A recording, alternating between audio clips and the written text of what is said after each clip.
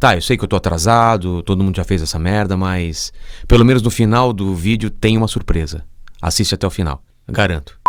Olá, terracos, eu sou Rogério Vilela e vou fazer esse negócio aí de contar a história da minha vida com desenhos. É o tal do Draw My Life, que pra quem não entende nada de inglês como eu, quer dizer Draw My Life. Eu nasci no ano que o Brasil ganhou a Copa do Mundo. Que ano? Faz as contas aí, pô. Nasci em novembro e sou de Escorpião. Nunca liguei muito pra essa parada de signo, mas toda vez que falo que sou do signo Escorpião, sempre tem alguém que diz: Vixe, você deve ser difícil, hein? Congênio forte, explosivo. Sério, quando escuto isso, fico tão puto, fico com vontade de socar a pessoa do nada e mandar ela tomar no meio. Nasci numa cidade do interior paulista chamada Penápolis. Quando falo isso, tem gente que pergunta: Patópolis? Não, Penápolis. E eu não falei ainda de um detalhe muito importante. Eu nasci com os pés tortos. Não tô falando de pé chato, pé um pouquinho tortinho, não. Eu nasci com os dois pés pra dentro. É, totalmente pra dentro, levemente inclinado pra trás. Tortos pra caralho. Eu sei o que passou pela sua cabeça. E antes que você diga em voz alta, Curupira é a que pariu. De qualquer forma, foi um baque principalmente pro meu pai, que esperava ansiosamente por um menino que jogasse futebol e pudesse ser profissional como ele. E quem sabe um dia jogar na seleção brasileira. Deixa eu explicar. Meu pai era novo, 21 anos, jogava futebol no Penapolense, time da minha cidade. Meu pai era um tipo de popstar de lá. Pobre, mas famoso. E quando ele recebeu a notícia do meu defeito no hospital, ele me disse que pensou imediatamente em duas coisas. Primeiro, eu não jogaria futebol. Talvez andasse com dificuldade, mas futebol, nunca. Segundo pensamento, ainda bem que o defeito é nos pés e não na cabeça. Tá, eu sei que minha história começa triste, mas prometo que ela melhora e até vai ter um final feliz do tipo viveram felizes para sempre. Não desse tipo, porque ninguém vive feliz para sempre, mas a história melhora um pouco, tá? Eu prometo, calma aí. Bom, me levaram para um médico, num hospital público numa cidade maior chamada Lins. E o cara era foda. Me operou e foi foda. Foda mesmo. Foi gastar minha cota de foda aqui, porque devo muito a esse médico foda. Ele me operou quando eu tinha 6 meses de idade. E daí vem as primeiras lembranças da minha vida. Lembro de alguns flashes, mas lembro. Deve ter sido foda. A partir daí usei gesso por um bom tempo. O gesso era da ponta dos pés até em cima dos joelhos para eu não poder dobrar as pernas. Aprendi a andar ainda com gesso, o que é passar de fase no modo hard da vida. Chupa mundo. Depois do gesso, durante quase um ano, passei para aquelas botas enormes e pesadas com os ferros do lado, sabe? Usei até os 3 anos. Eu parecia o Robocop. Foda, né? Enquanto isso, meus familiares disputavam minha cura, me levando em tudo quanto é coisa. Igreja, macumbeiros, benzendeiras, faziam promessas, procissões, tudo pra eu ficar bom. E não é que eu fiquei bom, pelo menos das pernas e dos pés. O mais foda é que quando eu tirei a bota, meus pés estavam perfeitos. Feios, com cicatrizes, mas perfeitos. Eu podia andar, correr, podia fazer tudo normalmente. Não falei que a história melhorava uma hora? Mas pera, se meu pai trampava de dia e dava aulas de literatura numa faculdade à noite, minha mãe também era professora e dava aulas de português nos 3 períodos, manhã, tarde e noite. Apesar disso, via muito minha mãe porque ela conseguiu pegar umas aulas na minha escola, EPSG senador Robert Kennedy. O que ela comemorou muito e eu não, né? Quem quer ter sua mãe por perto na escola? Era zoado por isso. Se eu já era tímido, agora então, não encontrava meu lugar no mundo, me achava feio, baixinho, tava sempre mal-humorado. Minhas coxas eram muito grossas e minhas canelas muito finas por causa dos anos de bota e gesso. Foi nessa época, ainda criança, que aprendi a desenhar. Lembro de desenhar várias corridas do Speed Racer, que era de longe meu desenho preferido. Desenhava nas paredes de casa, nos armários, desenhava em todo lugar da minha casa com as minhas canetinhas Silva Pen. Minha mãe não gostava muito da minha ideia de pintar a casa inteira e deixava isso bem claro me batendo. Apanhei muito. E não adiantava correr não, as havaianas da minha mãe faziam curva no corredor. Apanhava quando minha mãe estava fora de casa e minha irmã mais nova fazia merda. Apanhava quando jogava futebol dentro de casa com meus amigos. Apanhava quando não tinha feito o dever de casa. Apanhava até quando eu me machucava na rua. E ela ainda soltava um: Tá vendo? Isso é pra você aprender a me escutar. Naquela época não existia micro-ondas, nem telefone celular, nem internet. E a gente tinha que ajudar a mãe em casa. Sabe, lavando louça, varrendo o chão, ajudava ela a fazer a comida. E não reclamava não. Mentira, a gente reclamava muito. Aí apanhava e parava de reclamar. Sabe aquela história de moleque não quer ouvir mais nenhum pio? Então, era mais forte do que eu. Eu não aguentava e fazia piu! E tomava um tapão na boca pra ficar esperto. Eu não tinha medo de apanhar dos moleques da rua. Eu tinha medo era de apanhar da minha mãe em casa se eu apanhasse dos moleques da rua. Quando eu era criança, além de estudar, fazia basicamente 3 coisas. Jogava futebol na rua, desenhava e via TV. Assistia de tudo. Eu e minha irmã mais nova brigávamos o dia inteiro pra ter o controle do controle da TV. Ela queria ver umas bostas de desenho tipo Ursinhos Carinhosos e She-Ra, e eu não. Eu queria ver Ultraman, Ultra Seven, Fantomas, Pica-Pau, He-Man, Jornada nas Estrelas, Galáctica, Super Amigos. Coisas legais demais, cara.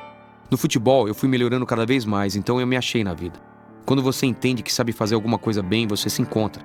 Na rua, na escola, eu já era o primeiro a ser escolhido na hora de formar os times, sabe? Eu e meu par de quichutes. Vocês não sabem, mas os meninos eram separados em 2 blocos. os que amarravam o cadarço do chute na canela e os que amarravam embaixo do tênis. Eu amarrava na canela. Opa, jogador de futebol de rua que se preze, amarrava o cadarço na canela. Lembro de partidas históricas com o time da rua de baixo, algumas valendo um engradado de tubaína. Saía muita briga, claro, mas todo mundo era muito amigo. Meus vizinhos eram os meus melhores amigos. Tio Tony, um moleque espinhento de óculos de fundo de garrafa que tinha o chute mais forte do universo. Tio Ricardo, um gordinho que contava piadas e lutava judô. E o Henry, o irmão dele, um ruivo alto e magrelo que tinha a língua presa e era famoso por ter comido uma barata seca de uma vez só na nossa frente. A gente vivia junto, andava de carrinho de rolemã, jogava fubeca, que algum de vocês chamam de bolinha de gude, empinava pipa, descia o morrão da frente de casa em cima de papelão, daqueles que vem em geladeira, sabe? Andava de BMX, uma bike que você brecava pedalando pra trás. Bons tempos. A rua era meu destino diário. A brincadeira só acabava quando a mãe da gente chamava a gente pra dentro de casa. Nessa época, eu desenhava sem nenhuma pretensão, mas com toda a atenção do mundo. Meus pais sempre deram muito apoio para desenhar e pintar mais e mais, ainda que meu pai sonhasse comigo sendo um craque de futebol. Eu adorava ficar olhando para as nuvens e ver os desenhos que elas formavam, e depois tentava passar isso para o papel. Gostava também de montar quebra-cabeças. Fui tricampeão de montagem de quebra-cabeça do ABC. Não rio, pra mim na época foi foda. Na escola, tentava usar o futebol para conseguir fazer uma moral com as garotas. Lembro de uma vez que prometi fazer 3 gols na final do campeonato escolar para uma menina chamada Viviane. Minha classe, a quinta C, ganhou com um gol meu de bicicleta. No final do jogo, fui todo felizão pedir um beijo pra ela. Ela me disse, faltaram 2, hein? Caralho, ela não sabia como era difícil fazer um gol de bicicleta. Não tinha sorte com as garotas. Na verdade, a gente tinha poucas oportunidades para tentar beijar as meninas. Tinha os bailinhos e a excursão anual do Play Center. O bailinho acontecia nas festas de aniversário. E era assim, fechava a garagem com uma lona preta. E colocava uma mesa de salgadinho, lanche de carne louca e brigadeiro no meio. Tinha um globo no teto e os meninos ficavam de um lado, numa parede, e as meninas de outro. Todo mundo dançava Smiths, Dead Kennedys, The Cure, essas coisas. Tinha também a dança da vassoura, um truque que inventávamos para ficar mais fácil para nós, tímidos. Ou não, funcionava assim. Alguém ficava com uma vassoura, homem, claro. Aí, ele queria dançar com uma garota que estava dançando com outro cara. Ele cutucava o cara e passava a vassoura. Esse moleque, então, era obrigado a procurar outra garota e dar a vassoura pro cara. Claro que quando a gente tava afim de uma garota, ficava toda hora dando a vassoura pro cara que tava com ela. E era lógico, zoado na escola pelas semanas seguintes. Rogério tá afim da Samantha, Rogério tá afim da Samantha. A segunda alternativa era o Play Center. Na Montanha Encantada ou no teleférico o bicho pegava. A gente ia no mesmo banco e no caminho, quem sabe, se beijava. Era o máximo. E voltava no ônibus abraçadinho e sendo zoado pelos amigos. Não era fácil ser hétero naquela época. Tanto que alguns soube até desistiram. Aos 13 anos tive que fazer minha primeira escolha profissional. Fui fazer um teste no time de futebol de Santo André. Fiquei horas lá esperando minha chance. Tinha eu e um monte de moleque. Todo mundo ia entrando pra jogar. E eu esperando do lado de fora do alambrado. O treinador me colocou faltando uns 3 minutos pra acabar o treino. Peguei na bola uma vez só e passei pro outro moleque, pra não ser chamado de fominha. E foi isso. Não fui escolhido na peneira. Aquilo pra mim foi a primeira grande derrota. E vocês vão perceber que as derrotas foram muito importantes pra mim. Sempre que eu me fudi grande na minha vida mudou totalmente de rumo. E pra melhor. Decidi então me dedicar ao desenho. O desenho era o contrário do futebol. Quanto melhor eu ficava, mais quieto no meu mundo eu entrava. Virava noites, tardes, treinando, aprendendo, lendo, melhorando. Comecei a trabalhar com 14 anos numa agência em Santo André. Pensei ter escolhido a profissão errada, era horrível. Eu não me adaptava a trabalhar com régua, esquadros e caneta nanquim, fazendo aquelas molduras horríveis de anúncios de imóveis. Então larguei tudo e comecei a rodar as editoras com meu portfólio debaixo do braço. Tinha muita vergonha de conversar com o diretor de arte, com pessoas que eu admirava, ou medo, ou os dois. Ligar, ir. Tinha vergonha das minhas roupas, dos meus sapatos, da minha passa esfolada, mas eu ia. Usava roupas que me faziam parecer mais velho. Eu mal saía do ABC. São Paulo pra mim era um monstro. Eram 2 horas de ônibus até lá. E voltava com um sorriso no rosto, feliz. E trabalhava, muito. Mas pra mim não era mais trabalho, era um sonho realizado. Aos 16 anos, minha família mudou pra Manaus. Morei lá 2 anos e foi muito legal. Consegui aprender as coisas na marra, pois tinham poucos profissionais na minha área. E aos 17, era diretor de arte de uma agência de publicidade e chargista de um dos principais jornais de lá. Criei personagens e planos para dominar o mundo. Mas para isso, eu precisava voltar. E foi o que aconteceu. Virei professor de ilustração na escola onde eu estudei.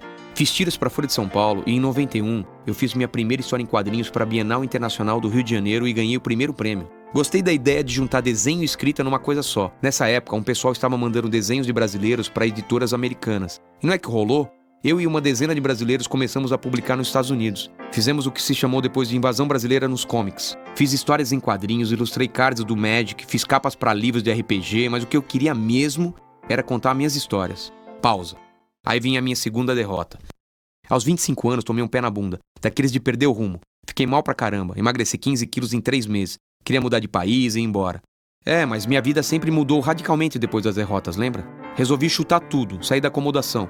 Saí do emprego de professor, parei de fazer ilustrações e me juntei com outros 3 desenhistas que também publicavam HQs nos Estados Unidos, que também não tinham grana como eu, e assim abrimos uma empresa. Uma não, duas. Um estúdio e uma escola de desenho chamados Fábrica de Quadrinhos. Aprendi a fazer 1 milhão de coisas que eu nem sabia que poderia fazer. Reuniões, orçamentos, contratar funcionários. A gente cresceu, muito, de maneira desproporcional. A ideia de quadrinistas terem um estúdio escola era muito diferente. Era original. Assim, na sorte, achei de novo meu lugar no mundo. Mas ainda não era só isso. Durante 10 anos fiz trabalhos e projetos legais, mas muita coisa chata e burocrática também. Dirigi clipe pros Titãs, fizemos um programa pra Tia Zé na Band. Pô, ela sumiu, né? Fizemos várias campanhas para agências de publicidade, mas eu tinha um plano. Fazer um pé de meia, para depois poder fazer de novo o que eu amava fazer. Passaram-se tempos de vacas magras, vacas gordas e vacas magras de novo.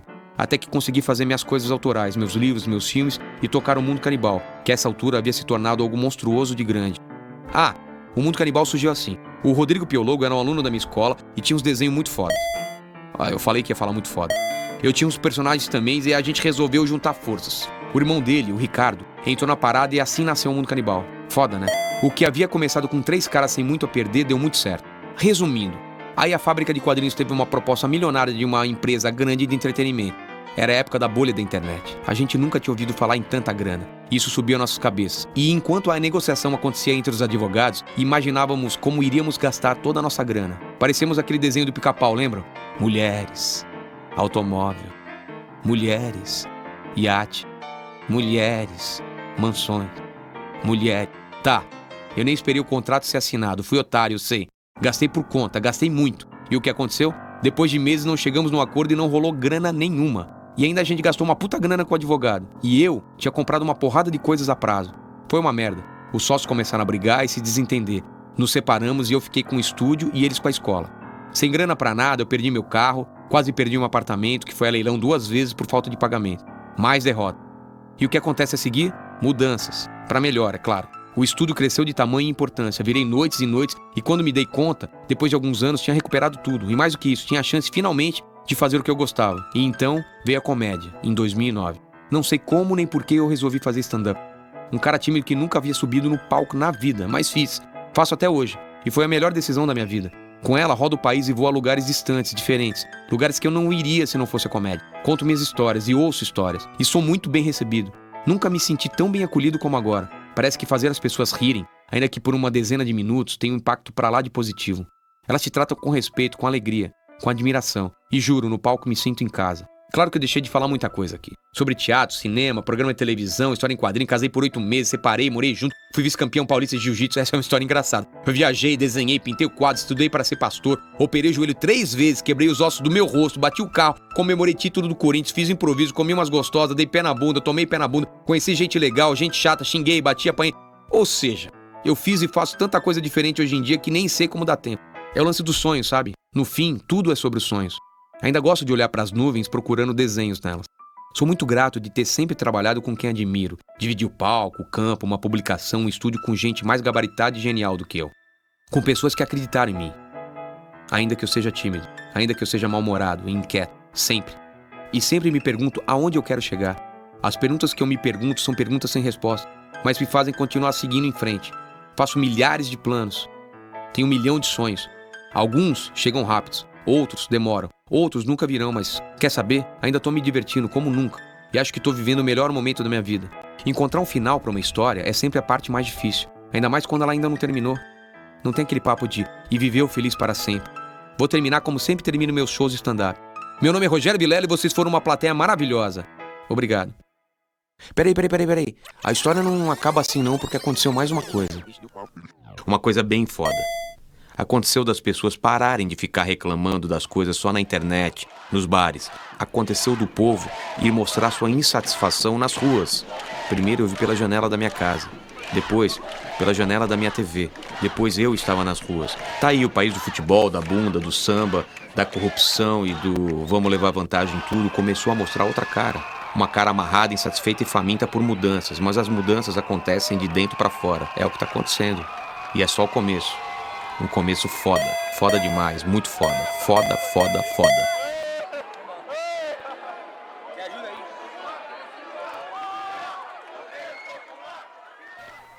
Bom, então é isso. Eu falei que no final ia ter uma surpresa, então aí vai. Tá aí. Foda, né?